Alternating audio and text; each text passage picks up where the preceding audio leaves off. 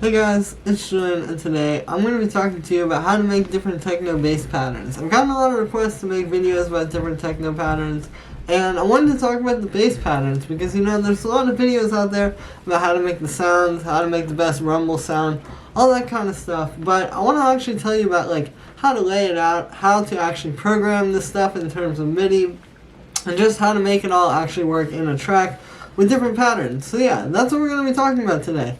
And just like you heard in the intro, I have a little template that I put together to go along with this video that I'm going to be using to show you this video. And the link to get that is right at the top of the description on my Bandcamp. You can also get it on my Patreon, where it's already been available since last night. And yeah, let's get started. Okay, cool. So you can see that we're at 128 BPM, so it's a little bit slower, but it's kind of a more standard techno tempo. But you can move these to a lot of different BPMs. This would work at 138. 145, 150, if you're making faster stuff, this stuff totally works as well, but I just like to use 128 because it's a little bit slower and you can kind of pick it apart a little bit easier.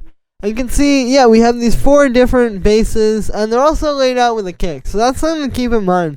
But whenever you're working on a bass, you really want to keep the kick in mind. You can't really think about the bass in techno without the kick, because as soon as you start to do that, as soon as you start making tracks where, let's say you start with, the lead and the rumble and a hi-hat, you're gonna get really lost really quickly because it's not gonna be grounded. You need to really focus in on the kick and bass and make sure that works above all. So we've got kicks here, and I'm gonna talk to you not just about the bass lines, but also about how to program them and how it all works with the kick and how to process stuff, and just like I said, make it all work in the track. This video isn't just about showing where to put MIDI notes, but also about how to lay these sounds out so that they actually work.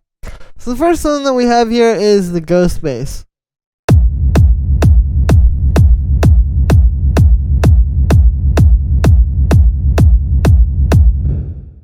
So your standard techno rumble kick. Now what I've done here is, you can hear we have the kick. So just a nice fat kick, mixed pretty loud so we don't have any processing. And then I have the ghost bass. And so the way this is made is it's a little bit of an advanced sort of take on your standard rumble kick. What I've done is I'll turn all this stuff off and just go one by one. So we have the kick. It's the same exact kick as that. It's playing 16 notes, of course, and then what's happening here is it's going through a low pass filter, so we're getting just the bass. And then we're putting that through reverb. So then we get that kind of reverby texture, but you can hear it's not that fat, it's not that full sounding. So then we have some drum bus. And you can hear that really fills it out. We've got the boom as well. It's tuned to A, which is a really good key for techno tracks. And then I have this utility because you want to convert it to mono. Never want your bass line to be in stereo. I have it being sidechained to the kick. And then just an EQ to cut out a little bit of room for the kick. So again, usually the way you'd make a rumble would be to take your kick, and then you would have a reverb on there and have some kind of parallel processing where the reverb is getting distorted and then filtered and all that. But this is a little bit of a different way to do it. And the thing that you get with this is a lot more movement, and it's just a little bit more exciting. When you just use the reverb rumble or the delay rumble, it can sound really good if it's kind of in the background, but you need to keep in mind, the kick and bass are really, really important in techno. These need to be right up front. So if you use something that has a little bit more texture to it and a little bit more movement like this,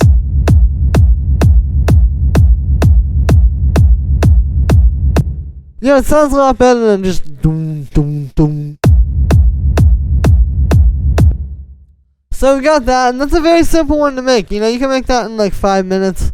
And then I just have these going through a tiny bit of saturation, literally just 1 dB, just to give it a little bit more glue. And then speaking of that as well, we also have a limiter. So this may seem like something, a lot of you probably already know about this technique, but to those of you that don't know about it, it may seem a bit odd. It's actually a really good way to kind of make your kick and your rumble just sound really fat individually, but also just really makes them come together. It kind of just makes it into one kick that also has the bass attached. And that's ultimately the goal with this style of bass. So I'll show you, here's without the limiter.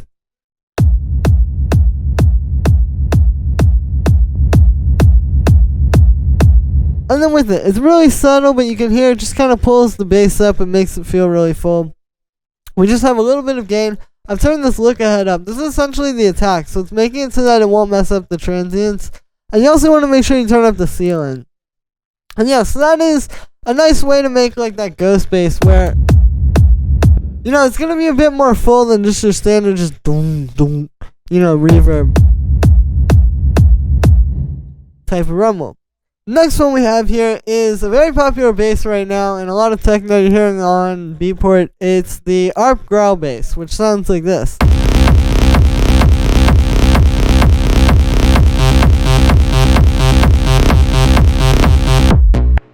Like you see, we've got kind of like two patterns in there.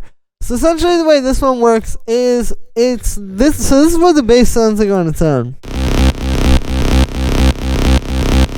So most of the low end is coming from the bass, but then we have a kick here. So this is actually the kick. You might recognize this. It's very similar to the kick from my track Impulsive, and essentially this is like the way the kick and the bass have to work in this track. Is the kick is really just more about the dum dum. It's kind of like how we had like this layer, where it's just the kick. There's no rumble on that layer. Same deal here, except you actually do want a little bit more of a rumble. So what you want to do is kind of like,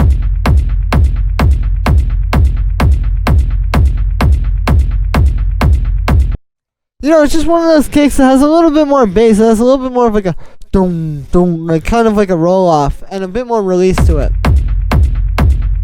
So you can kind of fill out the low end part of the way with that, but then this is like really what's going to fill it out most of the way. And so the way this works is it's essentially just going like that. A lot of people say this is like the Anna bass. I think that a lot of other people have used it. The thing is, like, I feel like this is just, again, one of those very popular sounds right now. Just like rave stabs, or, you know, like 303 sounds. Just all the different sounds that we all use a lot and try to kind of take to the next level. This is one of those very popular ones right now. And so I've got a few different types of patterns here, like I said. So the first one is this is just going. You just pick whatever the root note of your track is, and you just go no, just across the different octaves. The 16th notes, and then you can also get a little bit fancy with it. Like you can do like,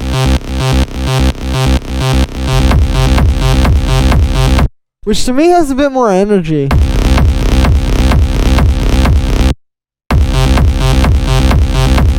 You know, I actually like this one a little bit more. But then you can even get a little bit more sequenced with it and kind of do something a little bit more creative like this.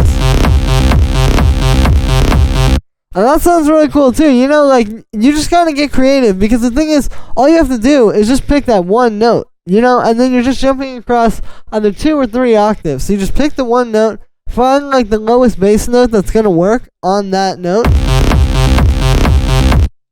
And then just, yeah, like I said, pick a few different octaves. You can also use the 5th even, like, I can maybe move these to like 1, 2, 3, 4, 5.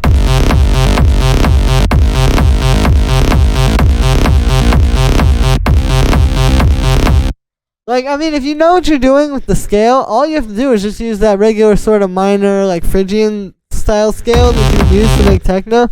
You can do a lot with this. So it definitely doesn't have to just be this. But the thing is that if you wanted to just be like really like simple, powerful, and solid, then just doing just the 2 notes, just that can work really well. So like, it's really just about what you want, but you can get very creative about it with it if you want. For the sound, this one's made using Wavetable, and what's happening here is, so it's 2 synths. It's this one. I'll turn off all the effects actually and just kind of go from the ground up.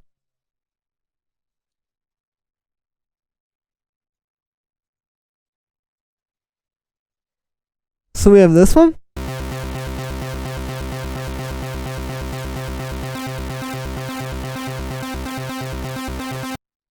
And then this one.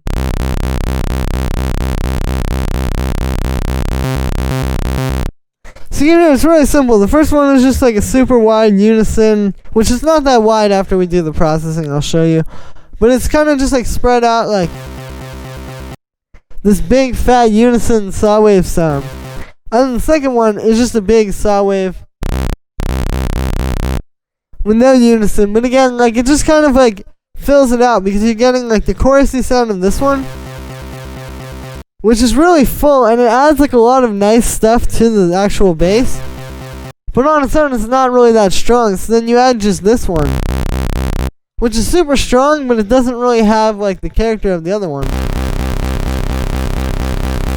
And there you go. That's the idea behind layering. You want to put two sounds together that are going to really complement each other. And you don't even have to do, there's no EQing between these or anything. The only other effects are just to kind of like make the actual sound. But in terms of this, they just work really well together. So then after that, we have multiband distortion. What I'm doing here is I'm using this audio effect rack. You can see we have a low end, mid-range, and then a high-end chain here. And so what's happening here is I've spread these into the 3 different changes using EQ3. It's super simple. And you can see we're just kind of distorting them independently. So like this one just has a bit of saturation. Here's without it. And with it, you can even go more with that. This one's got the overdrive. Here's without that. It really makes your mid-range fat, and it's still parallel because we have the dry wet like there, and then the low end, so there's not that amp, and then with it, the amp is actually a really good way to make your low end really fat, you know, because you really still want to get that like really full low end out of that. And then after that, we just have some drum bus. You can hear, you know, really fills out the bass, and then we have this auto pan here, which is simulating the sidechain because this does have a bit of a tail, this kick. So if we sidechain into that, we wouldn't really hear the bass that much. So this just makes it sound like it's being sidechained. Then we have this utility to bring the width down because you don't want your bass to be that wide, and the bass, the real like low frequencies are completely in mono. And then we just have the EQ there. So that's another really good bass pattern that can really like just give you like an energetic track. And it's very interesting and fresh right now. Then we have this bouncy bass.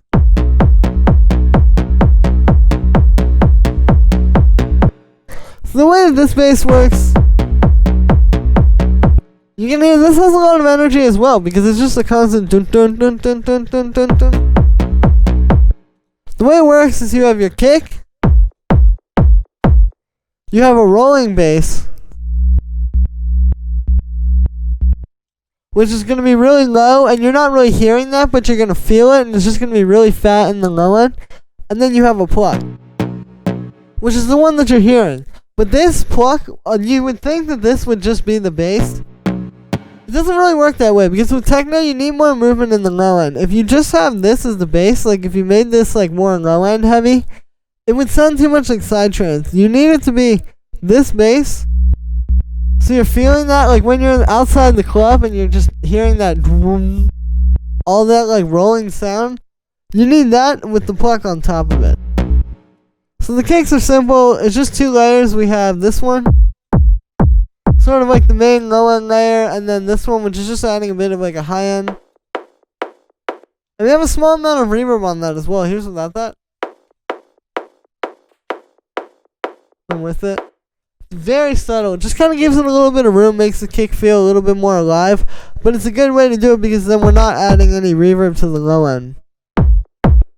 And then those are just going through a bit of saturation. And we're layering those very similar to how I just showed you that multiband layering on the bass, where it's just the EQ3 there. And then we have the rolling sine bass. So this is a really simple MIDI file. It's just 2 notes. All you do is you just make this kind of thing where it's just like a, maybe like, this is a half note, so it just goes 2 quarter notes here. It just goes do no no no no no no. Very simple. It's almost like a minimal techno bass, and it just keeps repeating and repeating like that. It's really simple, but you just have to create something that has that little bit of movement to it. And the sound's really simple. It's just a sine wave here. You can see I'm using just the one voice here, so it's set to monophonic mode, and then I have the glide on. So you can hear there were those overlapping notes, and that's important because that kind of gives you that like, kind of like, it just gives more life to the bass that you don't get when you just go like very rigid, like from note to note. You want that like glide between the first 2 notes there. And then I also have, I'm not actually using the filter, but we're using the shaper on the filter here, the sine shaper, which is just adding a bit more fatness and kind of mid-range fullness to the bass. And then, speaking of that, we also have the drum bus, so that just is making it a bit more full. And then we have a compressor side chaining it to this side chain here.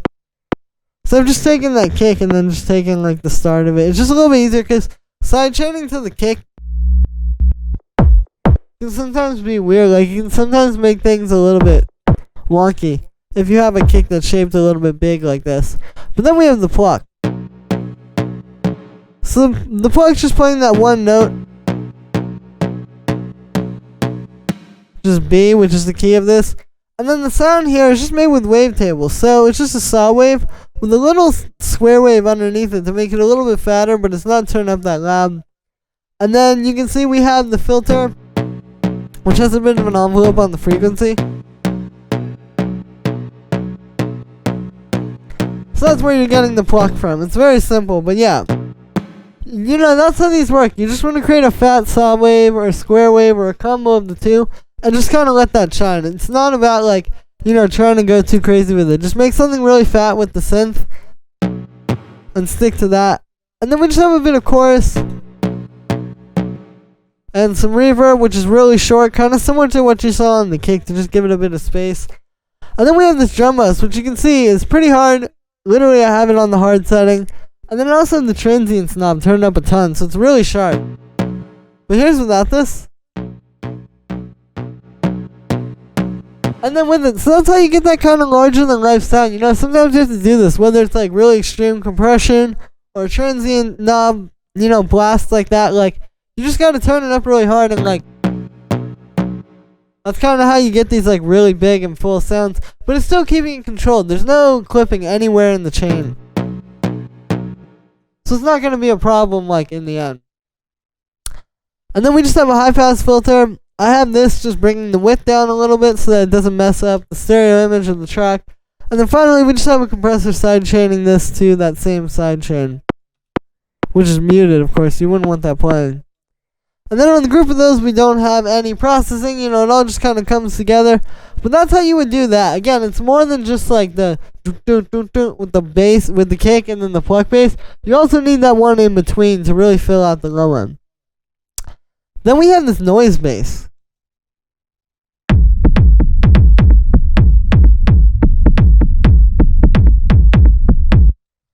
So this is a little bit more of like that deep, sort of darker techno, you know, more like style or like SNTS style of stuff.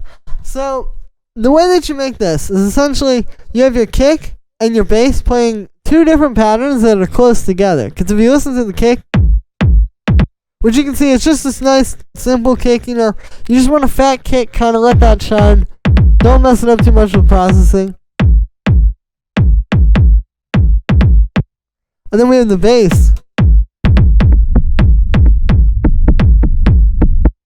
Kind of playing a different thing. And so you get this really nice movement. Like on the dance floor, this is going to be really powerful. And it's a bit deeper than just dum, dum, dum, dum, over and over. Now the way that we made the noise bass here is essentially using the sound. I'll show you the sound that I had. So I had this thing that I made. I'll actually show you the original file here.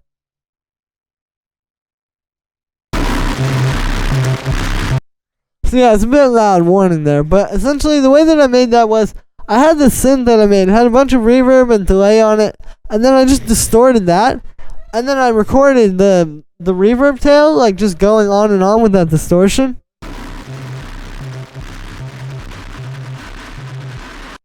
And so I just exported that. This was like probably 2 months ago or something. But essentially when you do that, you know, you don't even know how you're going to use it. But then later when you're going to make a track like this, you can go in and you're like, oh, I have this cool sample. And you can kind of make something with it. So that's what I have here. I'll turn off all the processing and show you.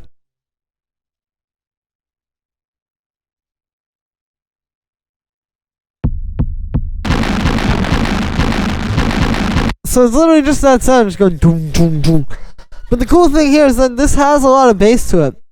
And it kind of has like a rumble. So you can get that rumbly low end out of it. And then you just kind of treat it the same way you would work with like a reverb rumble. You know, you just kind of filter it.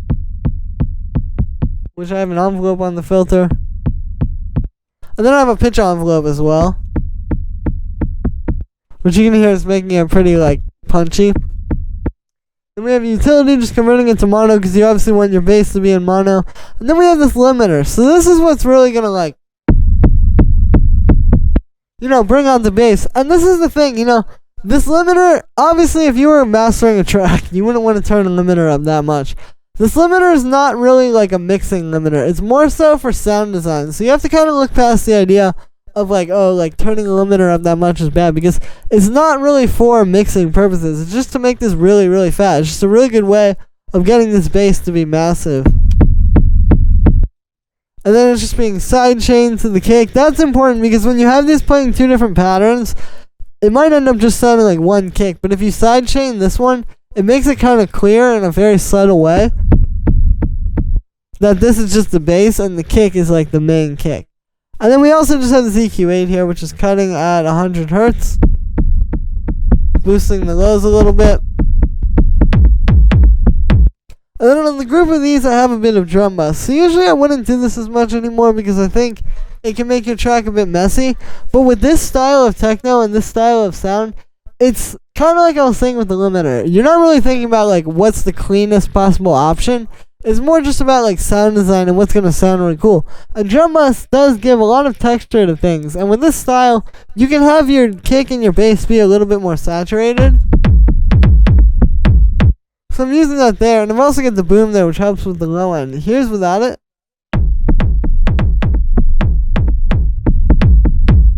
And then with this, again, like with this style, you can do that. It kind of fills it out really nicely, and it's going to work really well. To just give you a more interesting and textured sound with your low end. And yeah, so that's going to be it for this one, guys. I hope you enjoyed. As always, make sure to like this video as well as subscribe. And let me know what you think of this video in the comments. Like I said in the beginning, you can get the full project files, samples, MIDI, presets, everything like that from this video is available right at the top of the description. And if you're a patron on my Patreon, check there because it's already available. And yeah, thank you so much for the support, guys.